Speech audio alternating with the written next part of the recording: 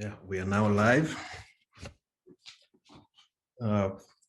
Welcome everybody to the first keynote session of IEEE 2021 AFRICON.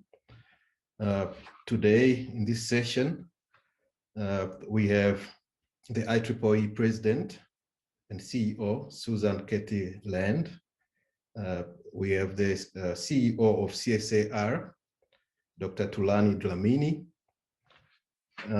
and we have Professor Fettweiss, who is the Vodafone chair at TU-Dresden in Germany. So the first keynote address will be by Susan Land. I'll give you a brief bio of Susan. Susan is a program manager for the US Department of Missile Defense Agency.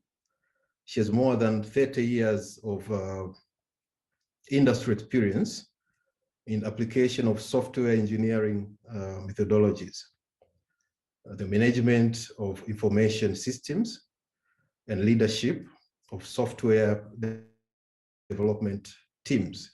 Katie served as the 2018 Vice President of IEEE Technical Activities. She also served 2 additional terms on the IEEE Board of Directors at Division 8, Directory Delegate in 2011 and 2012, and as Division 5, Director Delegate in 2014 and 2019. She was president of IEEE Computer Society in 2009. Katie was a member of IEEE USA Board of Directors in 2013 and 2016. Katie has been an active member of IEEE Standard Association for more than 20 years and served as the Computer Society Vice President for Standards in 2014. She was the recipient of 207 IEEE Standard Medallion and IEEE Fellow. Katie is an author and co-author of a number of texts and publications supporting software engineering principles and practical application of software processes and methodologies. She's an IEEE HKN member and IEEE Computer Society Richard E. Mailing Award recipient. Ladies and gentlemen, welcome Katie Land. Thank you. Thank you so much for that kind introduction. I'm going to share my screen and let's see if this works. And you should be able to see my slides. So just somebody let me know if they're available and visible. Yes. Okay, great. So I'd like to begin by thanking Region 8 AFRICON 2021 organizers for their efforts in putting this event together. I do applaud you for all your efforts. I know that it's very difficult to organize conferences. It's indeed challenging, especially in this challenging time. So congratulations on what you're doing. For those of you who are already IEEE members, thank you. I'm honored to be your colleague.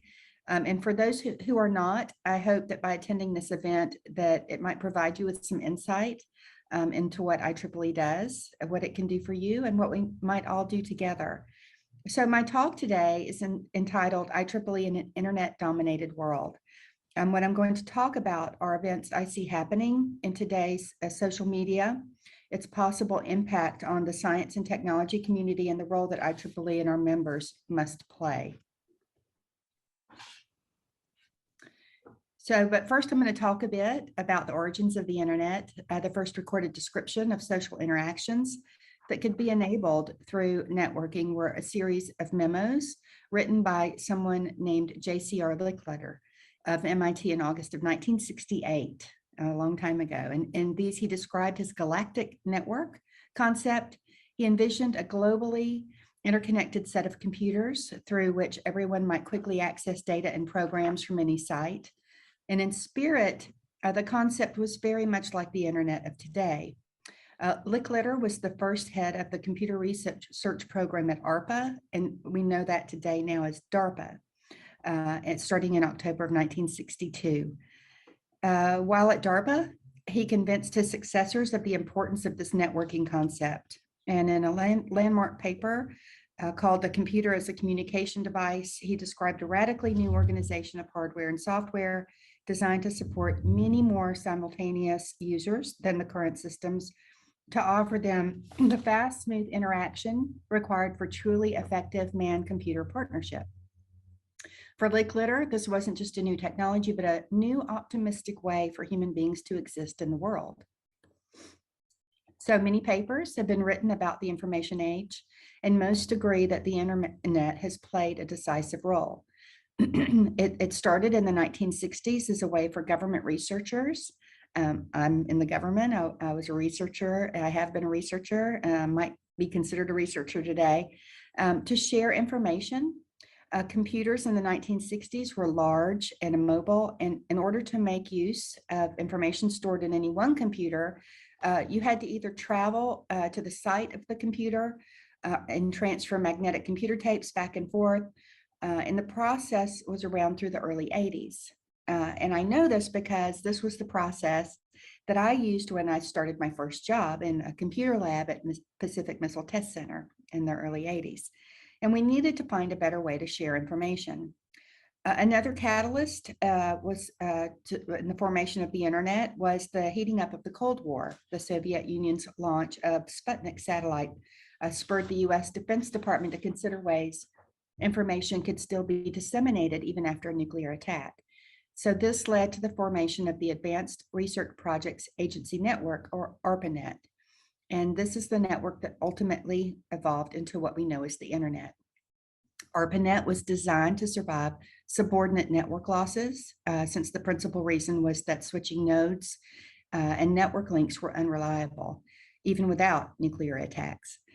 ARPANET was a great success, but membership was limited to certain academic and research organizations who had contacts within the Department of Defense in the United States. In response to this, other networks were created to provide information sharing. In January 1983, this is considered the official birthday of the internet, and prior to this, various computer networks did not have standard ways to communicate. A new communications protocol was established called Transfer Control Protocol Internet Work Protocol, or what we commonly call TCP/IP. And this allowed different kinds of computers on different networks to talk to each other. ARPANET and the Defense Data Network officially changed to TCP/IP standard on January 1st, 1983, hence the birth of the internet. All networks can now be connected by this universal language. But the internet really took off in 1993 with the release of Mosaic, which was the first browser to display images inline rather than as separate windows. So the internet today is a very powerful tool. It's used globally by researchers, and an entire generation has been raised not knowing how to use encyclopedias, which is what I used when I was growing up, a hardbound set of books. We have instant access to file sharing, constant contact and communication. And as a tool for learning, there is nothing available that provides the ability to reach out and access knowledge, or to reach out and let someone know your opinion. Over 3.8 billion people globally have access to the internet. So Vint Cerf is called one of the fathers of the internet, and he is an IEEE fellow. I show this quote because it's important to remember that the internet was designed to be open and to have no gatekeepers over its content and services. The remarkable social impact and economic impact of the internet in many ways is directly attributable to the architectural characteristics that were part of its design. The internet was designed with no gatekeepers over new content or services. This is a quote from Vint. Also was questioned later on whether this is currently the case. And in a BBC interview, he made some statements that I thought were very interesting.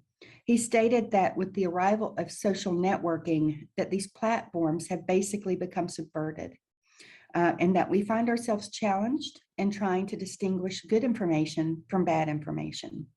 There's a danger in the application of algorithms, as these might be leveraged as a form of censorship, which has the potential to have a very dark side.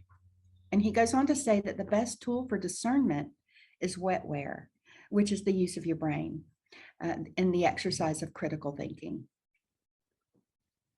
So let's talk for a moment about whether the internet is meeting the vision of its originators.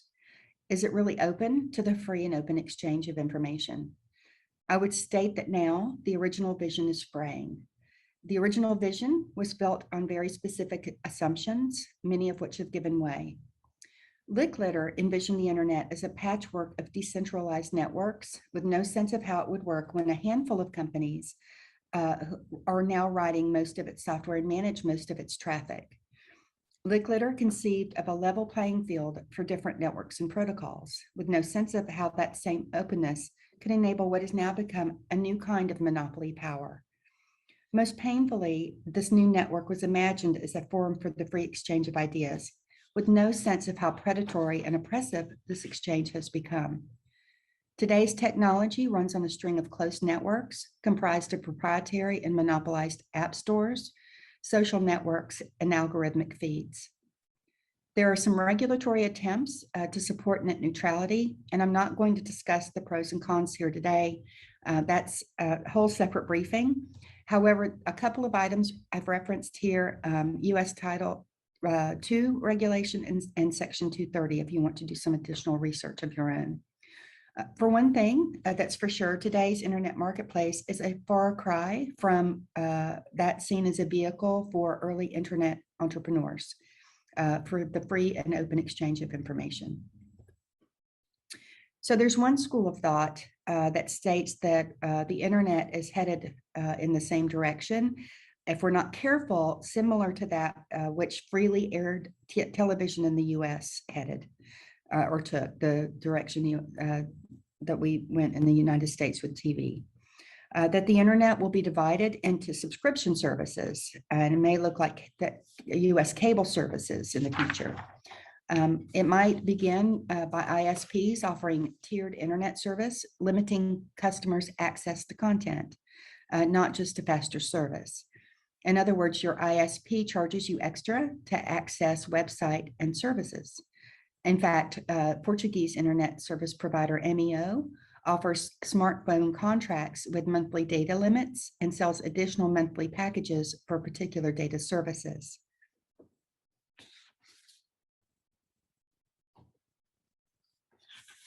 So among many research surveys to assess the threat of internet freedom, the most credible is the Freedom of the Net report. And this is annually published by the Freedom House, an NGO in Washington, DC. This report is a must read for anyone interested in the protection of internet freedom.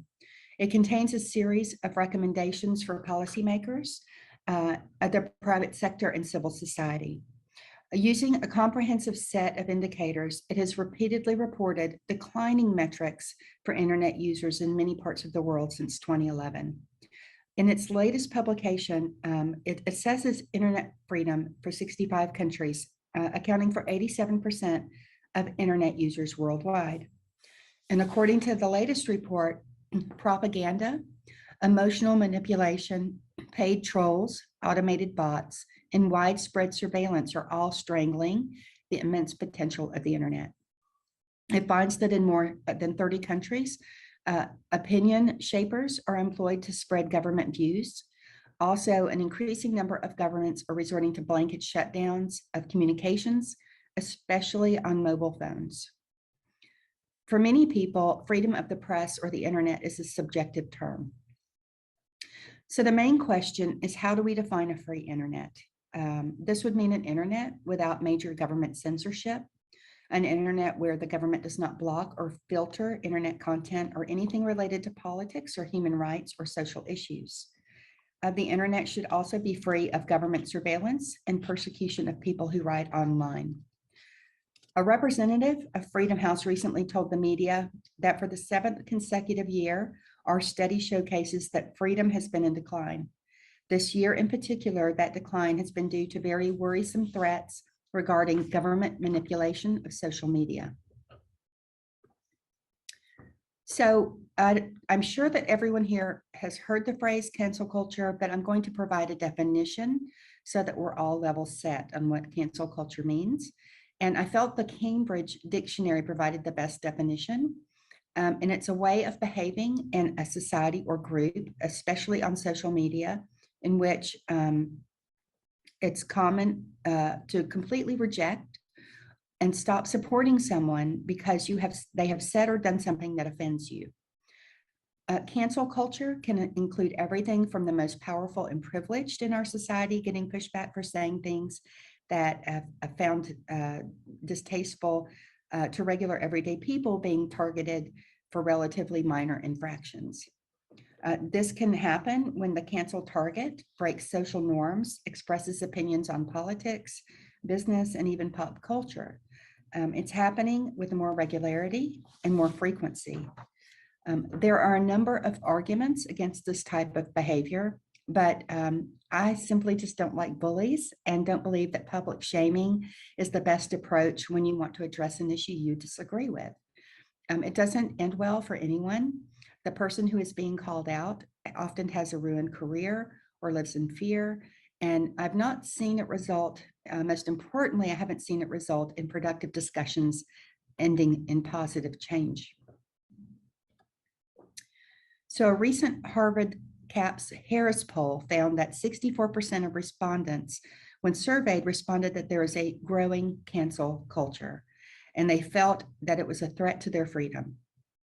I found, so I thought about that, and why is this a threat? And I found this quote from George Orwell, who's an author from many years ago, and I thought it was relevant to mention here. Is he revered truth above all, detested political propaganda, hated manipulation of the English language, hated revisionist history, and that of course can be seen in his seminal works, 1984 and Animal Farm. And the quote is, "Threats to freedom of speech, writing, and action, though often trivial in isolation, are cumulative in their effect, and unless checked, lead to a general disrespect for the rights of the citizen."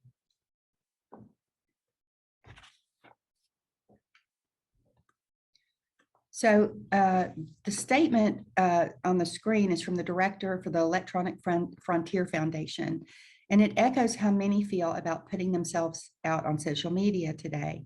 As stated on their website, EFF's mission is to ensure technology supports freedom, justice, and innovation for all people of the world. And I'm borrowing her words to stand in for many of my colleagues who have withdrawn from these platforms recently as the environment has become just toxic. And this is what she says: "These social media environments that once led to beautiful opportunities and friendships have now become toxic. In spaces where I was once likely to receive positive feedback, I now face threats and harassment on a daily basis." So here's just some examples that I pulled from the news of some cancellations, and these are more US centric, but I wanted to state I have no opinion on these. I'm using these just because they've recently been in the news, and I'm not going to discuss them at all, but so some US presidents' names, to include Abraham Lincoln, have been wiped from San Francisco public schools after the school board decided to rename 44 schools. And Mr. and Mrs. Potato Head are being replaced by gender-neutral potatoes. The famous author of the Harry Potter series has faced backlash for voicing her fears that the push for transgender rights will ultimately endanger women's rights. These are just all examples. Good, bad, these are all part of US culture. You know, who decides If these are removed or canceled, the choice and the discussion are gone. So in 2019, former US President Barack Obama weighed into the debate about cancel culture, saying it was not activism. And this is a quote from him. It says, if all you're going to do is cast stones, you're probably not going to get that far, he told an audience at an event at the Obama Foundation. He added that he got the sense from some young people that they felt that being as judgmental as possible was the best way to force change. And he cautioned that the world was messy and full of ambiguities. A similar argument was published in a letter in Harper's Magazine, and in it by 100 writers and academics. And in it, they argued that cancel culture had created an intolerant climate and had weakened the norms of open debate. So as I was researching this topic and why I'm doing this talk, I did a search on a number of keywords under dangerous technologies, okay? And these were some of the results. As we see, there does exist the potential for any technology to be used for good or bad, all right? But I was surprised to find that there are campaigns that exist against the fundamental research and deployment of technologies I have displayed on the slide. And these include facial recognition, smart drones, artificial intelligence, deep learning, robotics, and smart dust. And there are many more. I just selected a few of some of the ones that I found.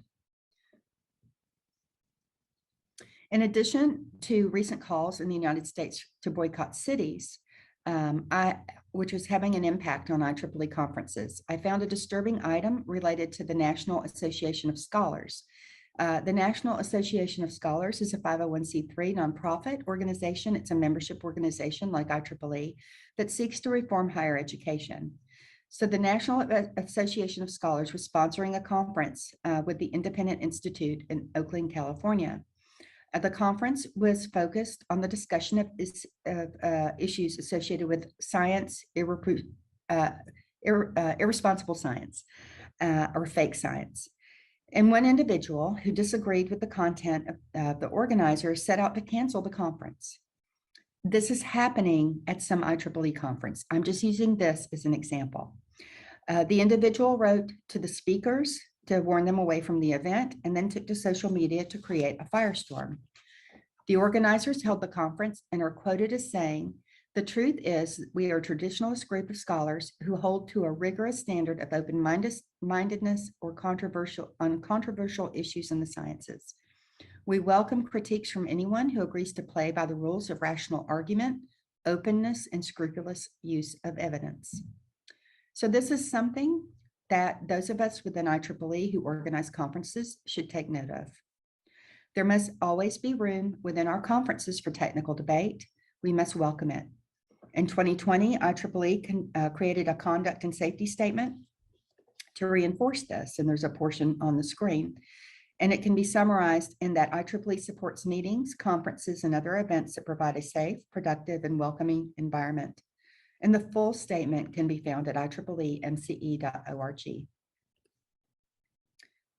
So while IEEE literature and publications represent the most trusted sources for engineering and technology research in corporations, academia, and government, forming the foundation on which new innovation and discoveries are made, and disseminating new theories and findings, our editors have total independence, and they should. And sometimes our readers and members feel that our publications might push boundaries. As president and CEO, I have an email address, and I receive email address to the president, and I don't often receive email from people who are happy with IEEE. And many times it's about our publications. When there is something controversial, I receive email.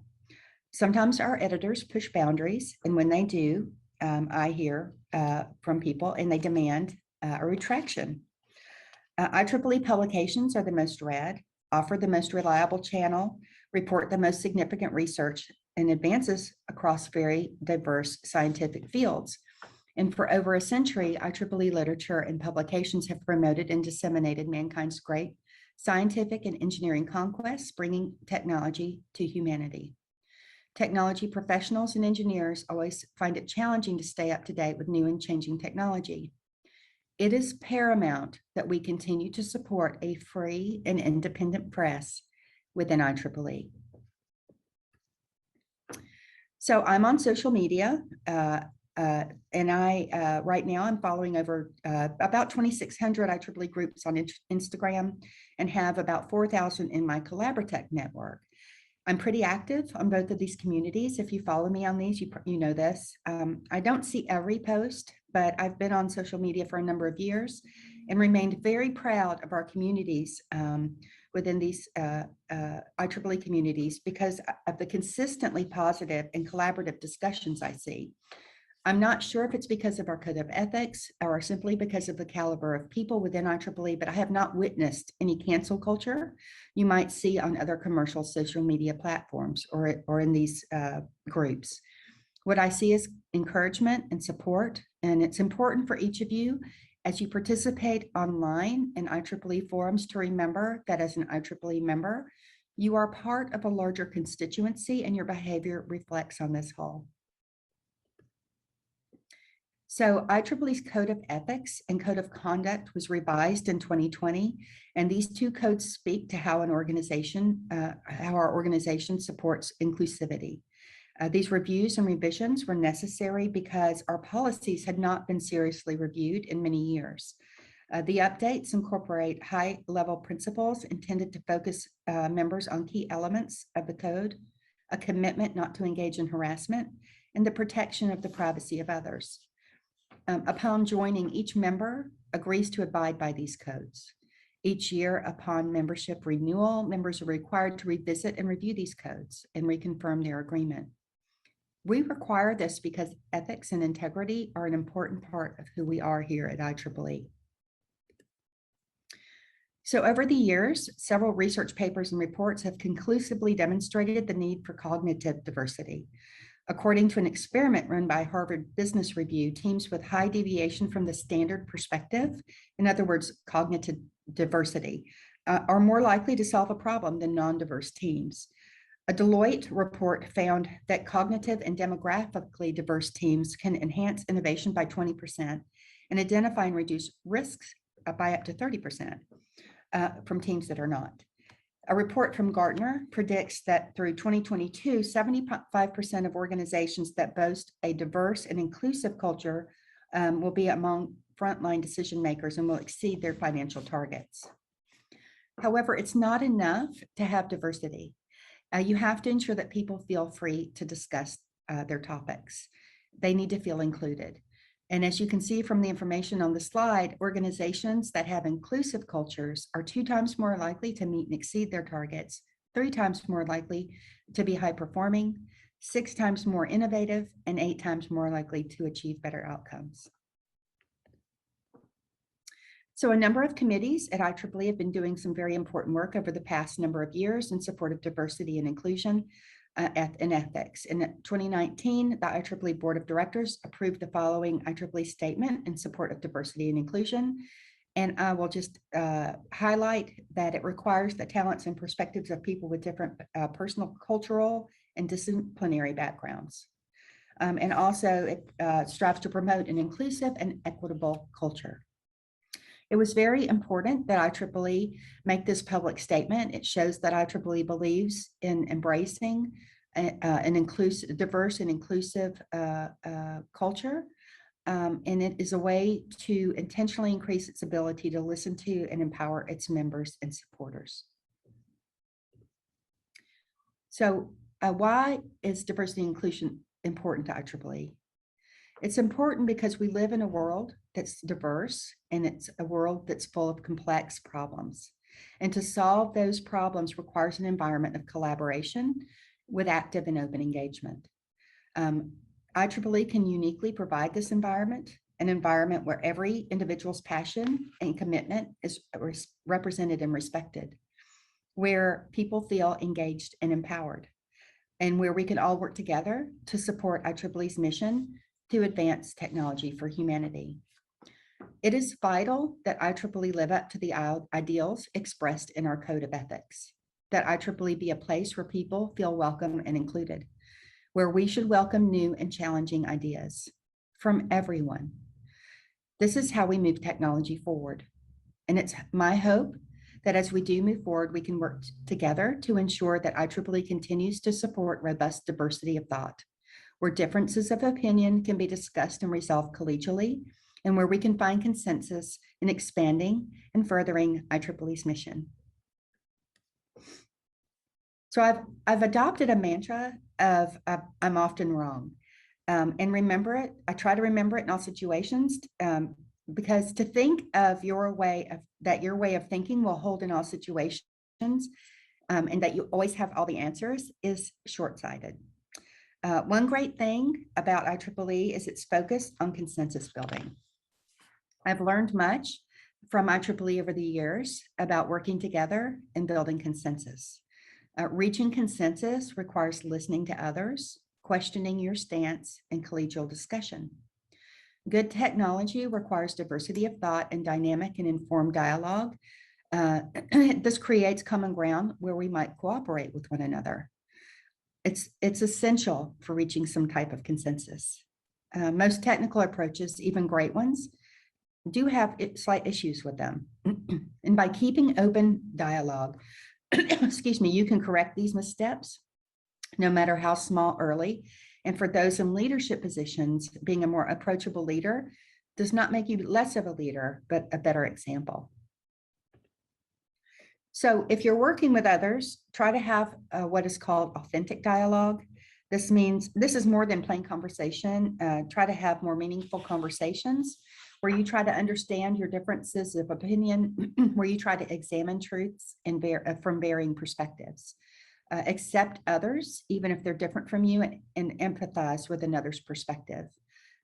Each individual brings a unique perspective to the efforts in which they are involved. Viktor Frankl was an Australian neurologist and psychologist who's best known for his book, Man's Search for Meaning, and it's more commonly known, The Pursuit of Happiness. And he proposed that you cannot connect meaningfully if you're a prisoner of your own thoughts, or if you believe that you have a monopoly on the truth. So after you realize that you're not always right, and you have established meaningful connections and have had some authentic dialogue, what next?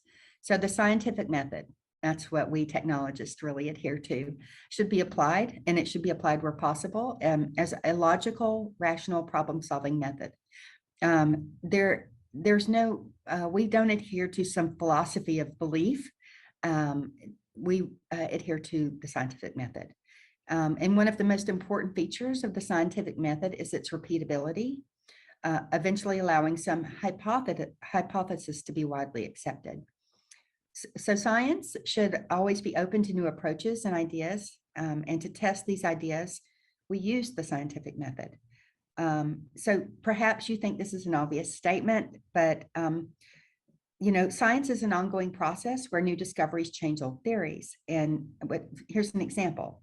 When I was in high school, or when I was in school, we learned that atoms were the building blocks of matter, and atoms could only be broken down into three smaller particles: electrons, protons, and neutrons. And now we know that there are many types of elementary particles much smaller than these.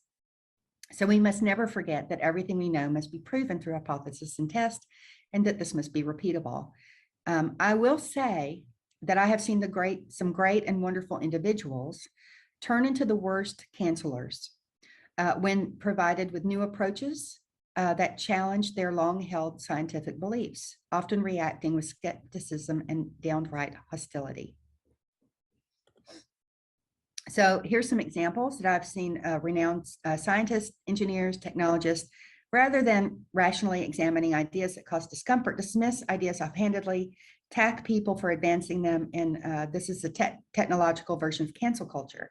I've seen this with both sides of the climate change discussion, with refusals to hold collegial and rational discussions. You see separate conferences. Same with those who support and are against mandatory vaccines, genetically modified organisms, and stem cell research. These are just a few. Again, I have no opinion of the most current and controversial. We should be able to sit and discuss these together as technologists. So what is the, who gets hurt in all of this when people are canceled? Here's an example. In 2008, Colin Wright decided to pursue a career as an academic biologist. He was outspoken and passionate, as many young professionals are when first entering the field. He maintained blogs where he debunked pseudoscience and critiqued creationism and intelligent design, and he frequently launched headlong into debates with Christian conservatives. He is quoted that during this phase of his career, during these debates, he was often called wrong, but never a bigot. He says that the dynamic changed when he started graduate school in 2013, and he began discussing sex differences between the human personality and gender ideology. He pushed back against what he saw as the unscientifically supported notions of male and female social constructs, and that one's sex may be determined by self-declared identity instead of reproductive anatomy. This is his opinion and his scientific research. When he pushed back against these claims, as a scientist, he was smeared as a transphobic bigot. Fearing professional harm, he stopped engaging. In 2018, he graduated with a PhD in evolutionary biology from UC Santa Barbara, taking a postdoctoral position at Penn State. So he was still choosing not to weigh into any debate, but there was a intensive media focus with this grievance studies scandal. So this brought renewed focus to the academic misconduct associated with gender and sex. So he published an essay in Quillette entitled "The New Evolution Deniers." And if you haven't read this, I recommend you all read it. I'm not taking a side again. But the article is from a scientist arguing on behalf of science. And as a result of the article, he was attacked, and he has since left academia. So the point here is we should be able to have the discussion. What has been affected here is the technical community that loses when we are unable to scientifically examine and to rationally argue a scientific topic. So most recently, in the last 2 weeks, Professor Peter Vogelson, an assistant professor of philosophy at Portland State University. His areas of academic focus included atheism, critical thinking, pedagogy, scientific skepticism, and the Socratic method. He taught philosophy at the university for over 10 years, and from those who knew him, they're quoted as describing him as a smart and friendly, decent guy. He also appears to have been a good teacher, getting a 4.7 out of 5 on Rate My Professor, which is a site where students rate their professors, with a 95% of students saying that he would take a course from him again, which is a very high rating. His students describe him as even-tempered, and they liked his use of the Socratic method. They liked it gets students to think rather than to agree with a preordained conclusion. So what happened is that he published a letter, and he resigned from the university. And I'll read from what he put in the letter. It says, "I never once believed," he resigned, "I never once believed, nor do I now, that the purpose of instruction is to lead my students to a particular conclusion." And he says the students of Portland State are not being taught to think, but the Portland State has created a culture of offense where students are now afraid to speak openly and honestly. So he really believes that there's a cancel culture going on at this university so strongly that he resigned from his position. He's just simply reached a point where he felt morally obligated to remove himself from what he saw as a destructive environment, which is a shame. So why should we care about all of this that's going on? We should care because technologies and their usage can impact and even transform the culture and economies of existing systems and institutions. Technology is not neutral, and its use changes our lives. Technology can have a profound impact on our privacy, security, and even our civil rights as users, and technology improvements are not inevitable. Designers make trades, and the most advanced product is often not the most widely adopted. We must continue to push for advances. The people creating technology are its influencers. A lack of diverse ideas and representation, a lack of consensus, a lack of discussion could lead to further disparities between gender, race, and class, even if we don't intend it to. For those who create technology and who love how technologies empower us and improve our lives, this is why we support IEEE. It's why I do. Community engagement and consensus is a powerful technology enabler, and IEEE facilitates this through its collaborative membership networks, publications, conferences, and technical communities. So what can you do?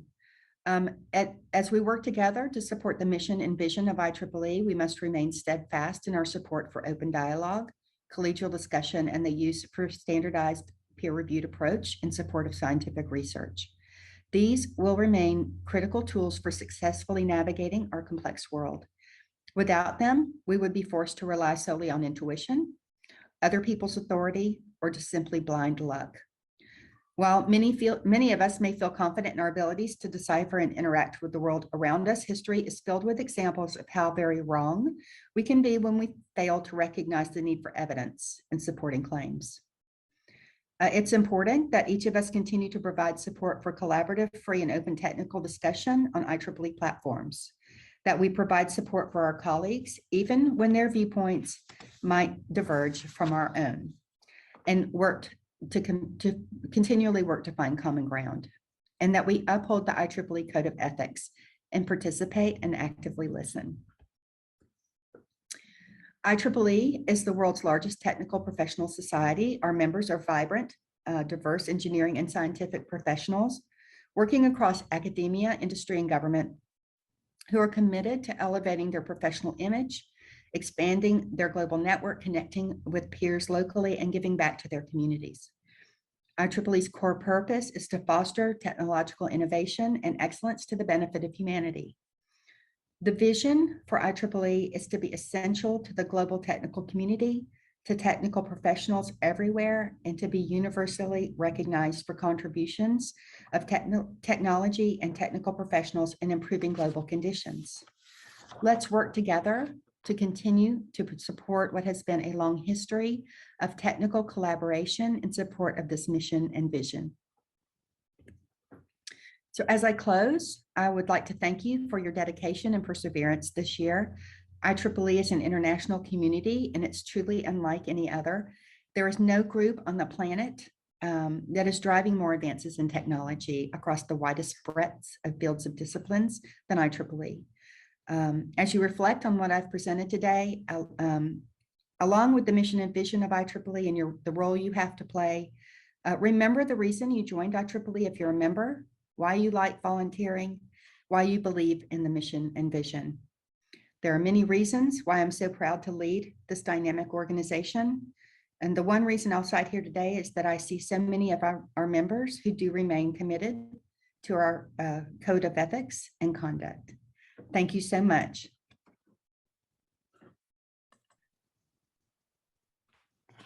Thank you, Susan, for an excellent keynote. Now the floor is open for questions. I think we have 5 minutes for questions from the floor.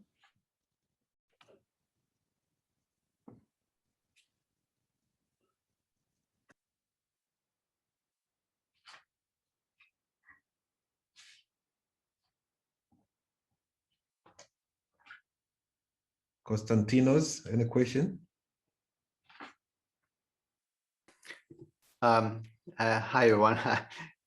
I didn't know because I'm not supposed to be active in this session, but yeah, since you asked, thank you, Susan, for this great presentation. I always wonder basically about the freedom of speech, but not the way you present it now, but actually literally the freedom of speech in some countries around the world. I mean, how do we enable that using technology?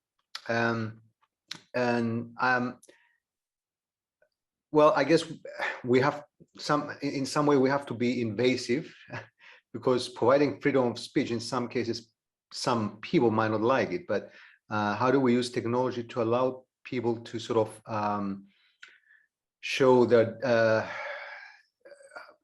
not disbelief, but their outcry, let's say their desperation through technology, and be able to support them and help them, even emotionally, even just just feel that we're next to them. I don't know if you understood what I've just mentioned, but I felt this the last many years now, that there are people around the globe that they they feel oppressed, and they are not able to sort of show this. And I don't want to specifically give examples, but I think you know what I mean. Thank you. So what I've talked about here today is really cancel culture, or people individually oppressing others, right? So not allowing others to express their opinions or freely, or working towards consensus together. And what you're talking about is really government oppression, or what I talked about in the Freedom of the Net report. And what you can do is really so we have to be careful, because IEEE is not it's a 501(c) membership organization, and we do have policy arms where we do work and write policy. It's a separate chartered part of IEEE, where we do work with governments and write policy statements in support of the types of things that you mentioned. But the membership side of IEEE does not.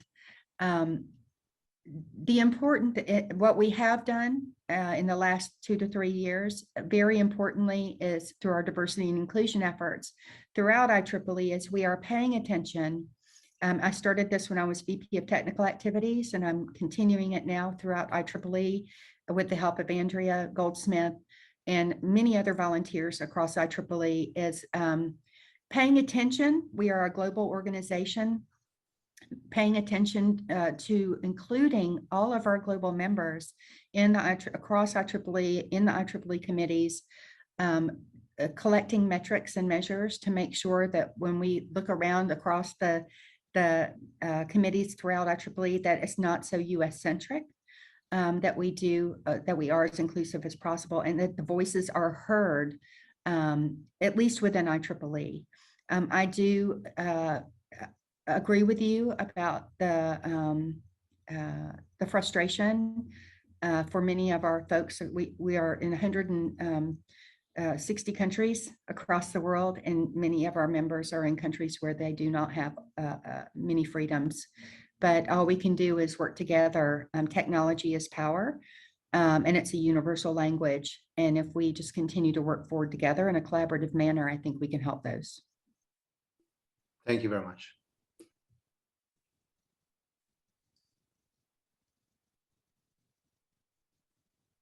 Thank you, Susan.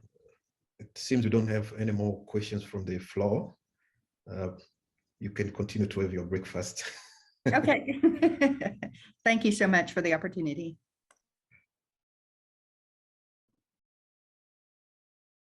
Thank you.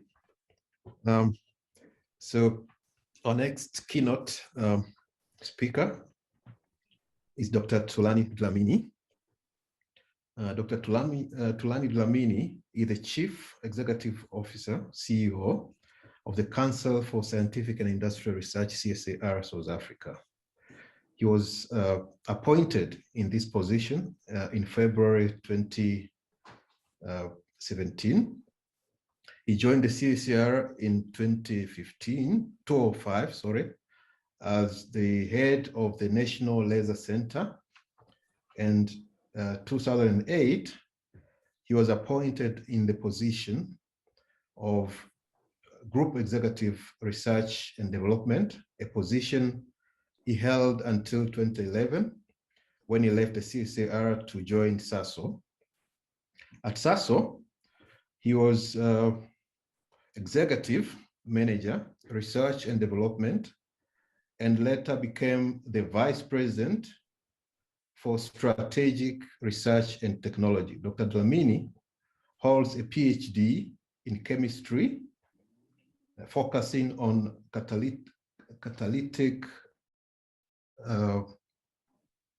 catalytic from the University of Witwatersrand, South Africa, and a master's in business leadership from the University of South Africa, UNISA, also in South Africa.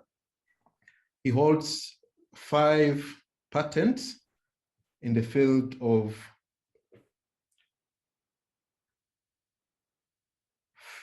French, sorry, I can't pronounce this, technology. He's a member of the Presidential Committee of the Fourth Industrial Revolution, National Advisory Council on Innovation, and the South African Academy of Science. Ladies and gentlemen, welcome Dr. Thulani Dlamini. Thank you very much, Program Director, for the very kind introduction. Ladies and gentlemen, good afternoon. And thank you for inviting the CSIR to this conference of IEEE. I also want to thank the previous speaker for a very enlightening presentation that we have just heard. I see that you want to share. I can also drive the presentation, but you can actually drive it on your end. That's fine, it's acceptable. I'm going to cut off my video. My connectivity sometimes gives me a bit of a challenge. So I have been requested to give a talk on the topic that you have on the screen, which is a fairly broad topic. And I will endeavor to do this by talking to the following points. If you can move to the next slide. So I'll give a bit of an overview of what this CSIR is about. Then I'll share some thoughts on industrial development in Africa in general. Then speak to a few case studies from South Africa, particularly from the CSIR, around the implementation of fourth industrial revolution relevant technologies. And then talk about how South Africa has approached the transition into this era of the fourth industrial revolution and make some conclusions. Next slide, please. So the CSIR was established over 75 years ago through a statute of the South African government called the CSIR Act. And within this act, we derive our mandate, which is summarized in the slide. It's a fairly broad mandate, but at the heart of it is that the CSIR is expected to perform directed multidisciplinary research and technological innovation. So our work must be directed by the desire to create an impact in government, in society, and in industry. And that by so doing, we foster scientific and industrial development within South Africa. We do this in cooperation with the public and the private sector. And then ultimately, everything that we do as a CSIR ought to contribute towards improving the quality of lives of the people of South Africa. Next slide. Now, a major focus of our strategy is to ensure that our work supports industrial development and the creation of a capable state. As such, our work is organized into what we refer to as clusters. There's 9 of them. And these clusters represent 11 sectors of the South African economy.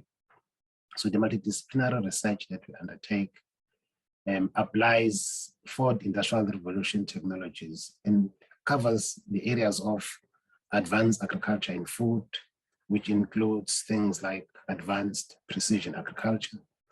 We have a focus on health and chemicals, where we're looking at issues such as biochemical conversion and advanced materials. We focus on mining, manufacturing, defense and security, smart mobility, next generation enterprises and institutions, which is, I think the work that we do there is a critical component of what I'm sure we discussed today, and a number of my colleagues are present in this conference. We will focus on smart places, which covers the whole area of the built environment, the natural environment, and the energy sectors, all enabled by digital technologies. If you can go to the next slide. Now, if one looks at the industrial revolutions that have taken place in the world, it's clear that advances in industrial development started over 2.5 centuries ago with the harnessing of power generated from steam, which moved civilization from mainly an agrarian-based economy to mechanized manufacturing, development of the factory system with pioneers such as Thomas Buchanan, James Watt, and Mate Bolton driving some of the developments that led to the first industrial revolution. Now, almost a century after that, we made significant advances in the energy sector, which enabled us to generate electricity refine crude oil, produce steel, automate manufacturing processes, and achieve long-range telecommunications, marking the second industrial revolution.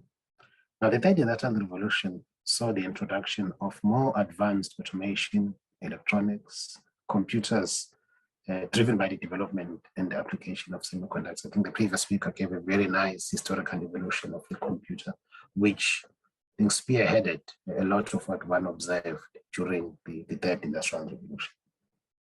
Now, the fourth industrial revolution is more than just an incremental improvement of the third industrial revolution, or the revolution that happened before that, but rather represents a convergence of the physical, digital, and biological domains, creating completely new possibilities such as artificial intelligence, human-enhanced technologies, robotics, synthetic biology, and many others, which are driving the fourth industrial revolution and the changes that we are seeing around us as a result of these technologies. Next slide, please. Now, these developments have moved humanity to completely new levels of the quality of life and advancement. Now, sadly though, the distribution of these benefits has not been equitable. Most of the people in the world, I'd say 600 million people in the world, still live in smallholder farms, which have not been touched by the technologies of the first industrial revolution. We have about 1.2 billion people today who have no access to electricity, again, not benefiting from the advancements brought about by the second industrial revolution. And just over half of the global population does not have access to the internet, and therefore have been left behind by the digital revolution that we have experienced. Now, sadly though, most of these people are in underdeveloped or developing nations of the South and Asia, including within South Africa, but particularly within Africa. Now, another casualty of industrial development has been the environment, both from the point of view of the depletion of natural resources to the impact of industrial processes on air, water, and the habitat. Next slide.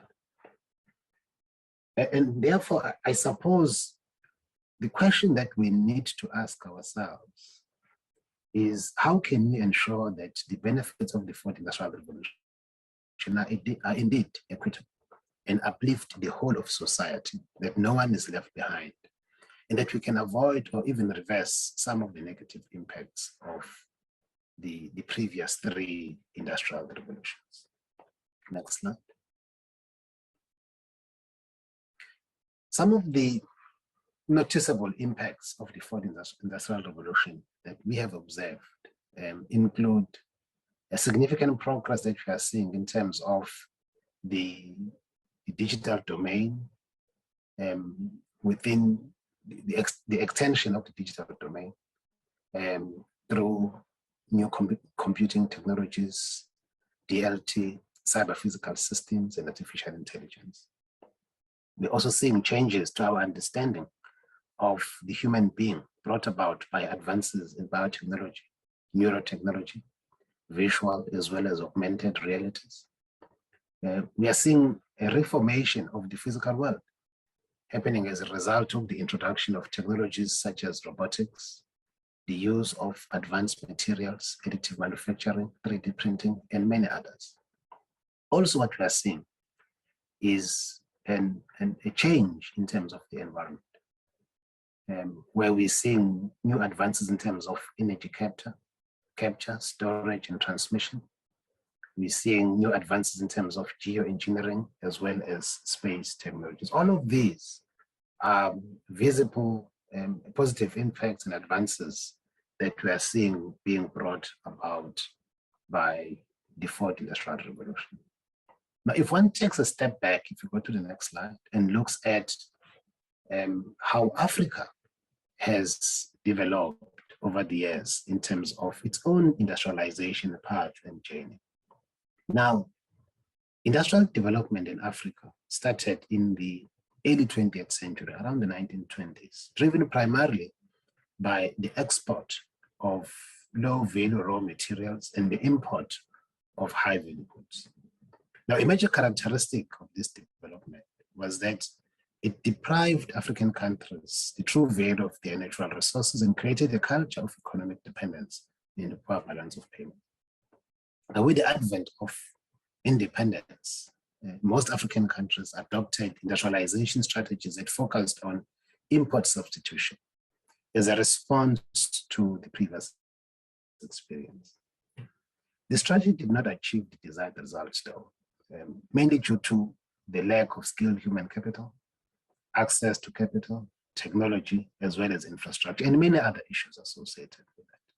And hence, I think as Africa, as we contemplate the impact of the fourth industrial revolution on Africa's industrial development path, we need to be cognizant of our previous experiences and ensure that some of the shortcomings that we experienced in the past, either through our own creation or because of the environment in which we find ourselves, are perhaps not repeated. Next slide. Now, one of the sectors to be significantly impacted by the fourth industrial revolution is manufacturing, a sector that has a significant role to play in the industrialization of African economies. Whereas one expects that the fourth industrial revolution will have a net positive impact on manufacturing, we, however, need to ensure that we manage the short-term tension arising from potential job losses and the need for reskilling and upskilling a large percentage of the African workforce. The transformation of the manufacturing sector requires access to modern ICT technologies and resources that are not readily available in the African continent. I think the slide gives a summary of work which was done by the Brookings Institute in terms of ICT technologies within South Africa. Africa still lags behind in several indicators essential for a successful digital revolution, including access to broadband, the percentage of households with internet access, and education. Now, by 2030, one expects that Africa's potential workforce will be amongst the largest in the world, and hence education and ICT infrastructure is crucial for enabling capitalization of this opportunity. Next slide.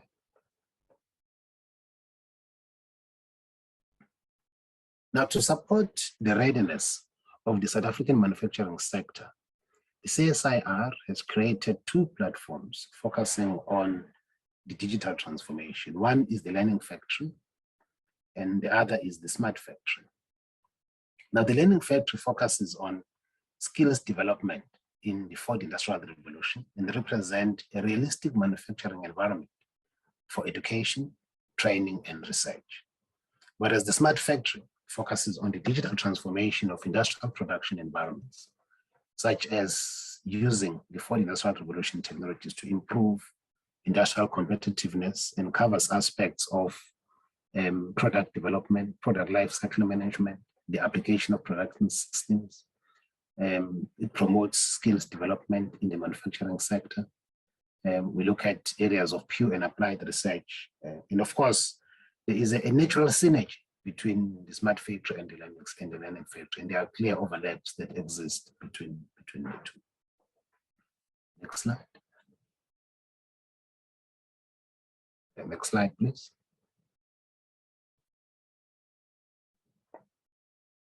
Okay, just go back. Okay. Now, the Learning Factory is about making the current workforce more employable and to contribute immediately to industry operations and demands. And this happens through the process of reskilling and upskilling in a contained environment. Now, upskilling is to improve the existing skills, to adapt to increasing technology application within the same or similar job. Whereas reskilling is about the diversification of skill sets to enable employment in different roles, therefore reducing the possibilities of redundancies and retrenchments. And we're looking at specific applications that are relevant for the South African economy of learning factory technologies, such as in agriculture, in manufacturing, as well as in mining.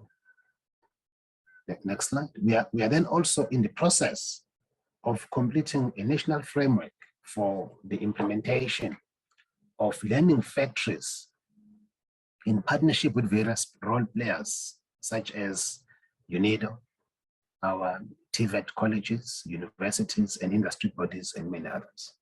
But the models that form part of the modules that form part of the practical elements of the learning factory that we are putting together includes tools such as simulation, human-centered automation, virtual reality, and many others.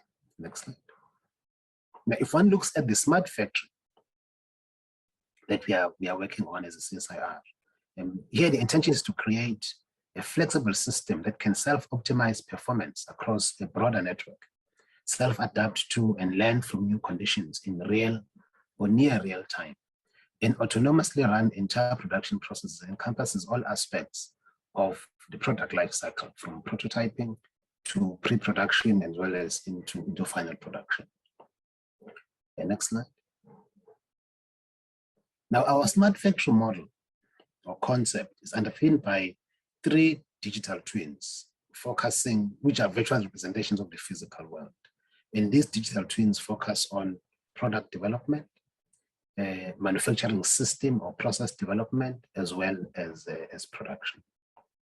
Now, the key tools used in the development of these digital twins include digital integration, product lifecycle management, big data analytics, simulation, cloud computing, as well as augmented reality. Now, our smart factory, if you go to the next slide. Now, our smart factory utilizes capability that we've built together with Siemens, based on the Siemens Team Center platform, to create a digital thread between the physical environment and the digital space. Now, the option and capability is there to extend this to in-field support and maintenance where this is required. Through this platform, we are able to perform tasks such as model-based systems engineering, zero order, modeling, computer-aided engineering, and many others, which are a typical process that one will be able to execute with such digitally advanced platforms. If you go to the next slide. I think for the next set of slides, I'd like to give an example of how we then try to apply this capability within the CSIR to try and address real-life problems that impact the quality of lives of the people of South Africa. In a recent project, where we used this platform to accelerate product development and learning, was in the local manufacture of ventilators as part of the national response to COVID-19. I think right at the onset of the COVID-19 pandemic in South Africa, one of the challenges that we faced as a country was access to ventilators for our medical facilities. We depended on export, and this is a product that on imports, this is a product that we've always imported in the past. And with challenges in terms of the movements of goods globally, we had to come up with a locally relevant and locally developed solution to address this particular challenge. Now, various aspects of the full life cycle of the CSIR Life CPAP, a ventilator, were digitally implemented to achieve rapid product development and deployment. And from requirements management, compliance verification, to product design and development, supply chain integration. We had to integrate 6 different suppliers of various components within the single product. All of those had to have access to the same baseline set of information to make interfacing and assembly smooth. Production quality assurance management and in-field failures and corrections and warranty replacement were all developed and integrated into the smart factory platform that had created within the CSIR. Next slide. I think through working together with our partners, we're able to create a digital thread via Team Center, and it provided full traceability from materials to components to deployment at specific healthcare facilities in different parts of the country. Next slide. And we're able to produce a medically qualified product for emergency use in a period of 3 months. The industrialization supply chain integration, procurement, and pilot production took an additional 2 months.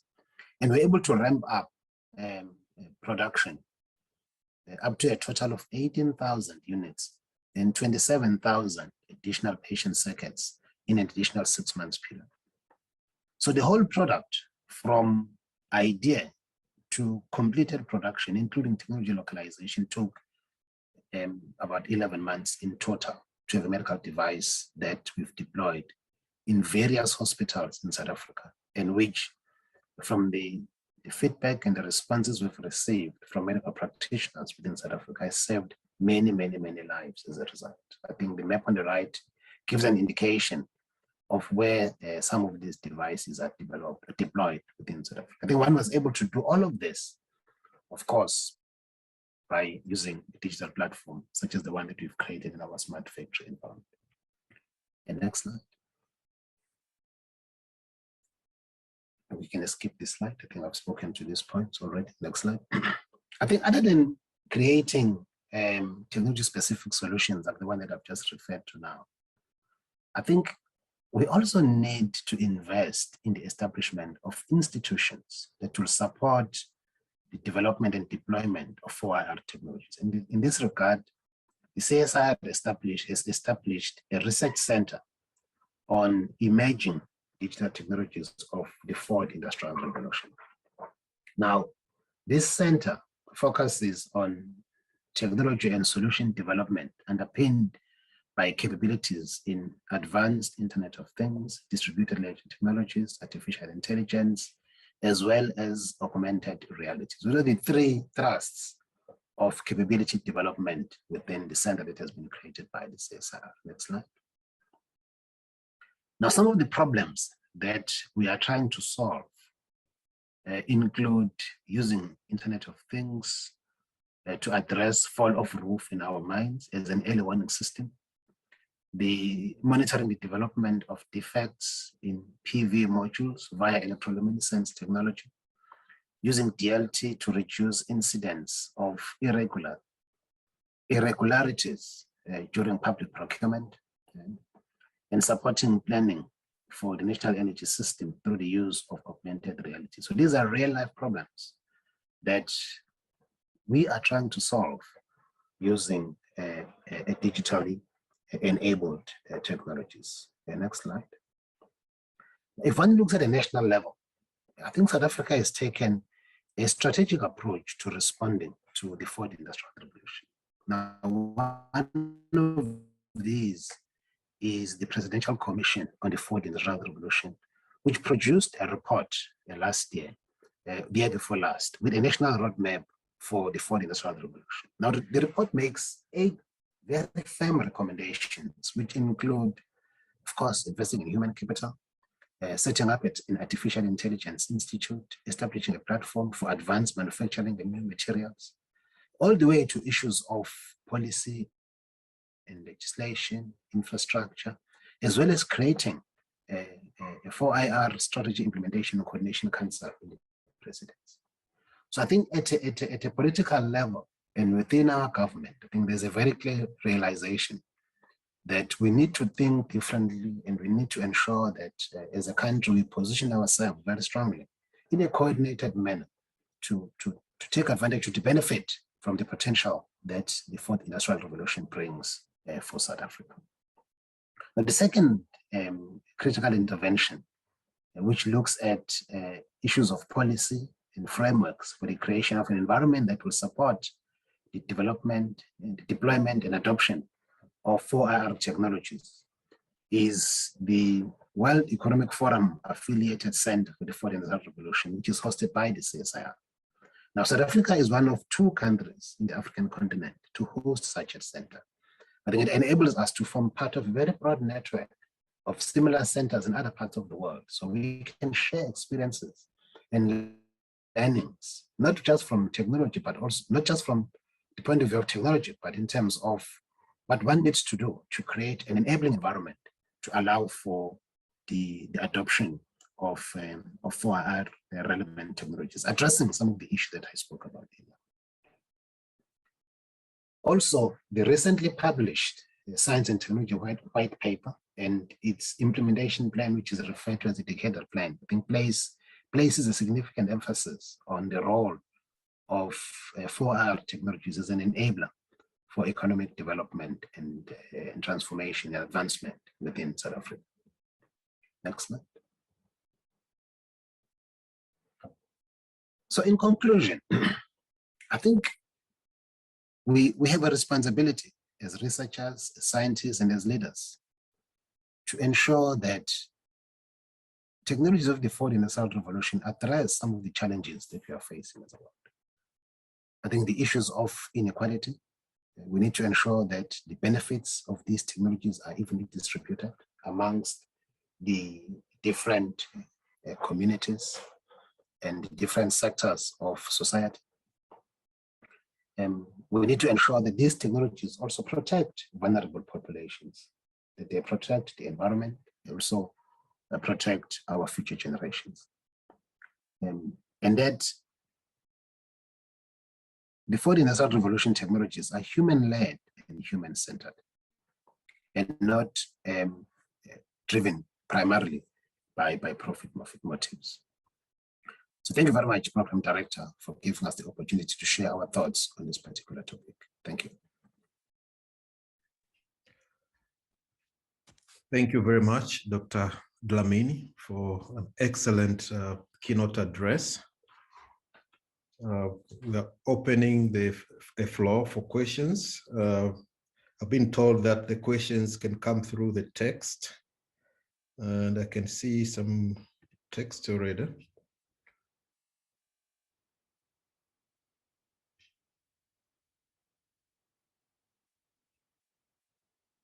Okay, Dr. Dlamini, there is a text. I believe it is directed to you, a question. I'm in the IEEE Canadian Conference for Electrical and Computer Engineering.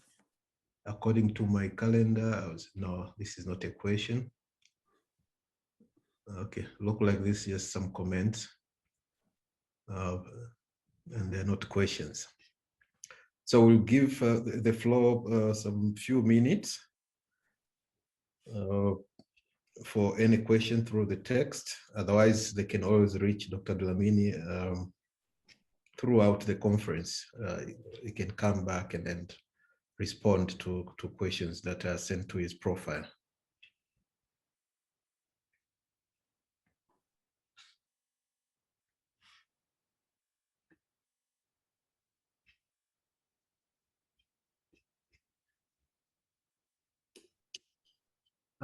I might have a question if I am allowed. Yes, Kostas, you're welcome. Okay. Thanks for the presentation. It was very interesting, and it's basically something that it's a hot topic for everybody these days, the fourth industrial revolution. And since I am an academic, I always like to see how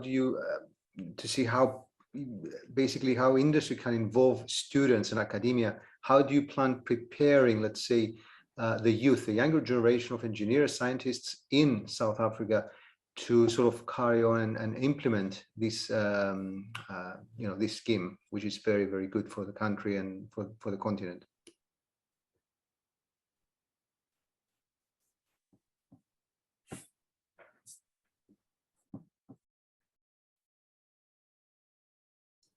No, thank you very much for the question. You raise a very important point around the youth. I think, as I said earlier, it's very important that these advances are inclusive in their nature, inclusive in the broader sense, of course, from an economic point of view, but also in terms of demographic, the youth, as well as females.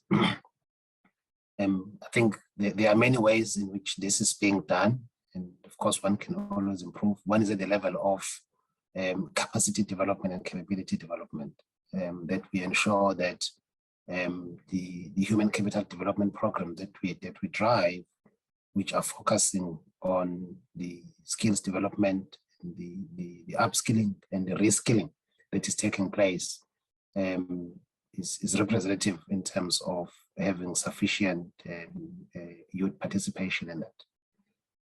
There are also other schemes that have been developed in South Africa, not particularly driven by the fourth industrial revolution, but driven by the realization that we need to ensure that we create employment opportunities for the youth. There's a program called the Youth Employment Service within South Africa, and the CSIR participates in this by getting youth or sponsoring youths to have opportunities to receive real life working experience, in various sectors. So that is the one level in terms of human capability development. There's also a role that the youth can play in terms of entrepreneurial opportunities that are created by technologies of the fourth industrial revolution. And there are a number of incentives which have been created by the state to support young people, particularly in terms of their entrepreneurial ambitions. And the CSR, of course, has a big role to play with regard to that in terms of providing the intellectual property that the youth can develop further and commercialize, and from there, create enterprises that could grow the economy and further create employment. So I think one is mindful of this particular issue of youth participation. And I think, as I say, just give an example now of some of the initiatives that are being driven within South Africa to try and support this particular issue. Thank you. Thank you. Thanks very much. Thank you, Dr. Dlamini. Thank you very much. Seems there are no more questions from the floor.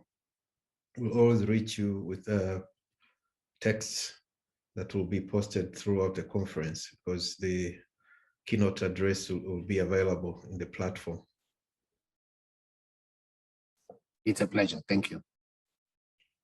Thank you very much, sir.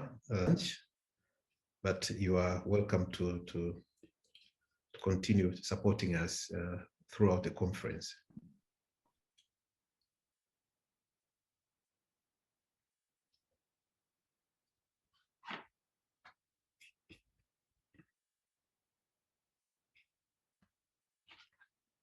We have the last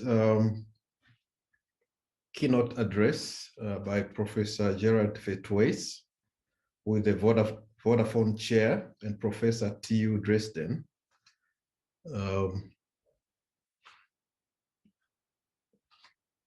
Seems Professor Fettweiss is not on the call. Joyce, do you have an idea if Professor Fettweiss has joined?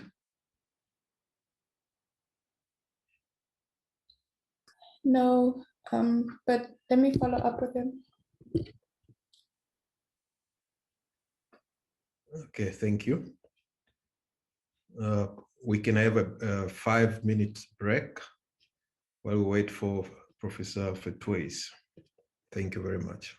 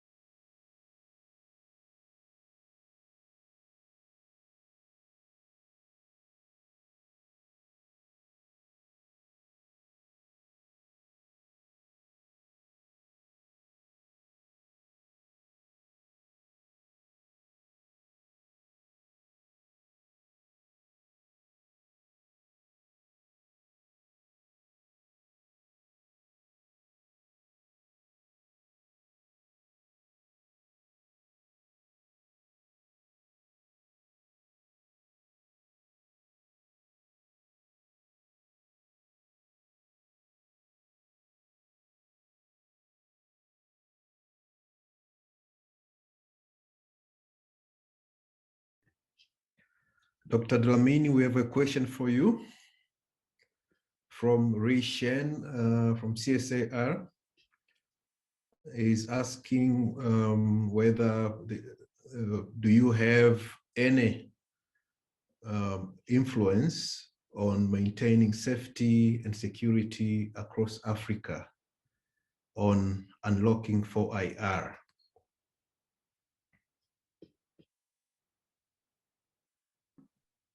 All right. I'm not sure I fully understand the question, but I'll try to respond to it. Now, first, I think as a CSIR, we support the state in terms of safety and security, but we don't get involved as an organization at an operational level. Of course, it's not our mandate to do that. But we capacitate the state in terms of the various technologies that the state requires with regards to safety and security related issues in South Africa.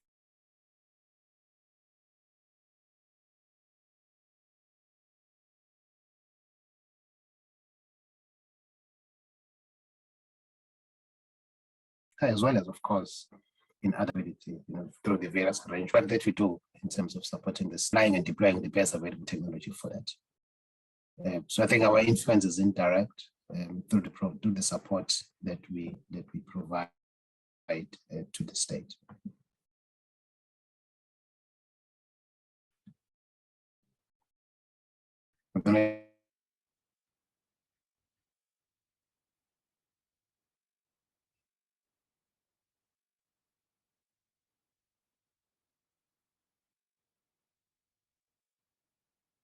If that answers the question from Rashan, but that's how I understood the question. Yeah, we'll see if Rishen will come back with a follow-up question. I think the answer was fair enough.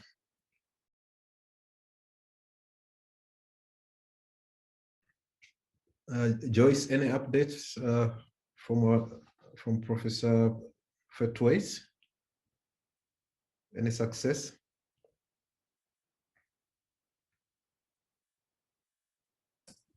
No, I'm still working on it. Okay, thank you.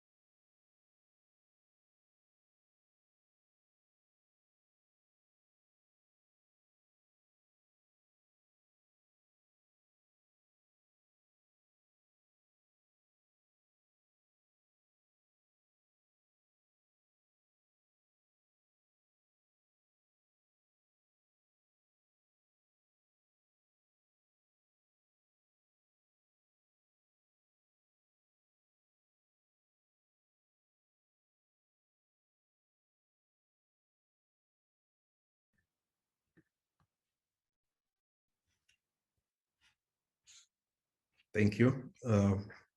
Ladies and gentlemen, it seems Professor Fettweiss will not be able to join us. We'll find another slot for him during the conference. I would like to thank Dr. Dlamini and Susan for their excellent keynote addresses covering wide range of technologies from software programming to 4IR. Having said that, I would like to declare that the session is adjourned. Thank you for participation. Thank you very much. Goodbye.